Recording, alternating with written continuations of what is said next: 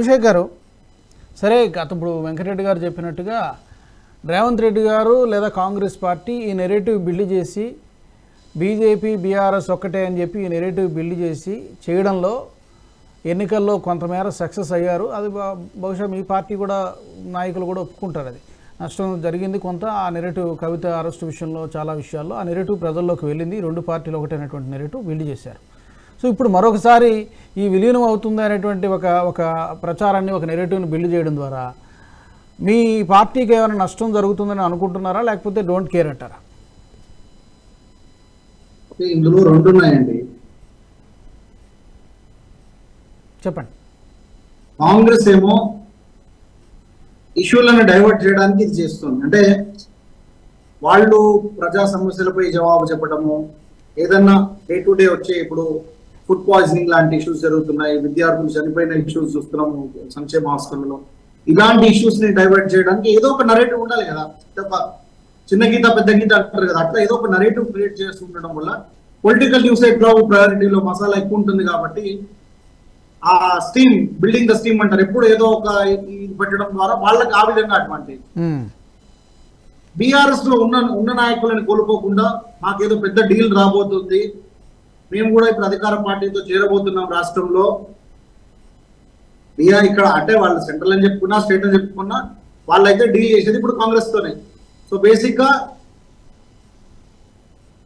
ఆ వెళ్ళాలనుకునే నాయకులు అంటే వాళ్ళ క్యాంపులోంచి ఇంకా నాయకుల అవుట్ఫ్లో ఉండకుండా ఉండడానికి, దాన్ని నిలువరించడానికి చేస్తున్న ఒక ప్రయత్నము. At the same time public consciousness లో ఉండడం కోసం, కరెంట్ మెమరీలో ఉండడం కోసము ఒక నరేటివ్. సో ఏ విధంగా చూసుకున్నా కూడా ఈ రెండు పార్టీలు స్ట్రాటజిక్ గా అవి లాభపడే విధంగానే ఈ నరేటివ్ ని ఇంకా ఇంకా ప్రోత్సహిస్తూ ఉన్నారు. ఓకే ఓకే దిలీప్ గారు ఏమంటారు? అంటే ఏదో డైవర్షన్ టాక్టిక్స్ తప్ప అసలు విషయాల్ని నుంచి ప్రజల యొక్క అటెన్షన్ డైవర్ట్ చేసి ఇలాంటి సెన్సేషన్ ఏదో ఒకటి క్రియేట్ చేస్తే ఇది కొంతకాలం ఏదో మీడియాలో జనంలో చర్చ జరుగుతుంది, తర్వాత అసలు విషయాలు మరుగున పడిపోతాయి అనే అంటున్నారు. అభిషేక్ గారు ఏం చెప్తారు? ఒకటి, పొలిటికల్ పార్టీస్ అన్నిటి కూడా స్ట్రాటజీస్ ఉంటాయండి. ఎవరు ఏ స్ట్రాటజీని ఎప్పుడు వాడతారు, ఏది ఎలక్షన్స్ లో ఉపయోగపడుతుందో. మీరే ఇంతకుముందు అన్నట్టు నారేటివ్ బిల్డ్ అయినప్పుడు టీఆర్ఎస్ అండ్ బీజేపీ ఒకటే అన్నప్పుడు కవితను అరెస్ట్ చేయకపోయినప్పుడు బీజేపీ నష్టపోయింది. Apart from that me observation ఉంటుంది, అప్పుడు బండి సంజయ్ ఒక ఊపుకు తీసిపోయాడు. నిజంగా కూడా ట్రయాంగులర్ వస్తుందేమో, హంగ్ అసెంబ్లీ వస్తుందేమో, తలా 30 తలా 40 వస్తాయి అనుకున్నారు. ఆ బండి సంజయ్ గారిని పక్కకు తెప్పిన తర్వాత సడన్ గా కొలాప్స్ అయింది బీజేపీ. మళ్ళీ నినాగం ఉన్న ఎంపీ ఎలక్షన్స్ లో రికవర్ అయింది తప్ప ఈవెన్ వాడికి గతంలో ఉన్న దానికంటే అసెంబ్లీ సీట్లు కూడా కొన్ని పెరిగాయి కాదన్నాను.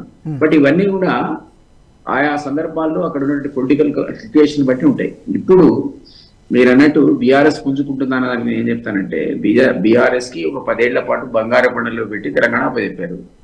అంతకుముందు అభిషేక్ అని అంటున్నాడు, వాళ్ళు దీన్ని ఆశ్రిత పక్షపాతంతో కుటుంబానికి పరిమితం చేసి లక్షల కోట్ల అవినీతి చేసి మొత్తం వాళ్ళకు ఉన్నటువంటి రెప్యుటేషన్ అంతా కొలాప్స్ చేసుకున్నారు.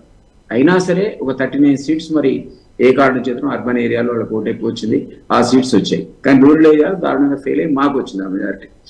తీరా పార్లమెంట్ ఎలక్షన్ వచ్చే వరకు ఆ అర్బన్ ఏరియాలో ఓటు వేయడం మానేశారు.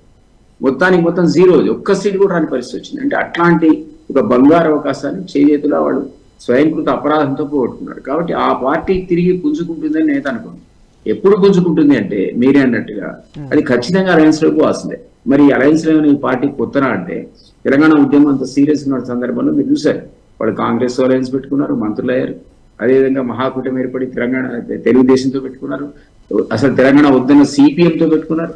బీజేపీకి నేనే ఇంతకుముందు ఎగ్జాంపుల్ చెప్పారు, లోకల్ బాడీలో మీతో అలయన్స్ పెట్టుకుందామని ఆయన చేసిన వాగ్దానం గురించి మీకు జ్ఞాపకం చేశారు. సో ఇవన్నీ కూడా నేను ఏది కూడా హార్డ్ అండ్ ఫాస్ట్ రూల్ అనేది పాలిటిక్స్ లో ఉంటుందని నేను అనుకోను. ఖచ్చితంగా అది అప్పుడు ఉన్నటువంటి కాంటెంపరీ సిచ్యువేషన్ బట్టి, అది లోకల్ బాడీయా, ఎమ్మెల్యే ఎలక్షన్, ఎంపీ ఎలక్షన్ ఏదైనా బట్టి, పార్టీ యొక్క భవిష్యత్తుని బట్టి, ఇప్పుడు మేము ఎక్కడున్నామని ఒక అంచనాకు వచ్చి దాన్ని బట్టి అలయన్స్ పెట్టుకుంటారు వాళ్ళు. కాబట్టి ఇప్పటికిప్పుడైతే మనం చెప్పలేము. సీఎం అంటున్నాడు అంటే నేను ఇంతకుముందే ఒక మాట అన్నాను, ఏదో క్రెడిబుల్ ఇన్ఫర్మేషన్ ఉంటుంది, మిగిలిన వాళ్ళు కూడా తను తీసుకునే ప్రయత్నంలో ఉన్నాడు, వాళ్ళు రావట్లేదు. మరి ఎందుకు రావట్లేదు అంటానికి ఉన్న ఇన్ఫర్మేషన్ ఏంటో మరి ఈ విధమైన అబ్జర్వేషన్ చెప్పాడు. ఏదేమైనా వేరే అన్నట్టుగా ఇతర మిత్రులు కూడా అన్నట్టుగా ఇప్పటికిప్పుడైతే మనకు ఖచ్చితంగా ఇది జరుగుతుంది అని ఒక గీత గీసినట్టు చెప్పలేము. పాలిటిక్స్ అనేవి ర్యాండమ్ గా మారుతాయి. డెఫినెట్లీ అవసరాలు బట్టి మారుతాయి. రాజకీయ పార్టీలు వాళ్ళ వ్యూహాలు మార్చుకుంటాయి. గీత గీసి మనం గీత ప్రకారమే పార్టీ నడవాలి అంటే ఎప్పుడు జరగదు. సో అది వి నెవర్ నో. అది రేపు రాబోయే రోజుల్లో లోకల్ బాడీ ఎలక్షన్స్ వచ్చే వరకు బీఆర్ఎస్ యొక్క స్ట్రాటజీ ఏ విధంగా మారుతుంది. అప్పటి వరకు వాడు ఈ 39లో 10 మంది తీసుకుంటే మిగిలిన వాళ్ళని కాపాడుకోగలుగుతారా?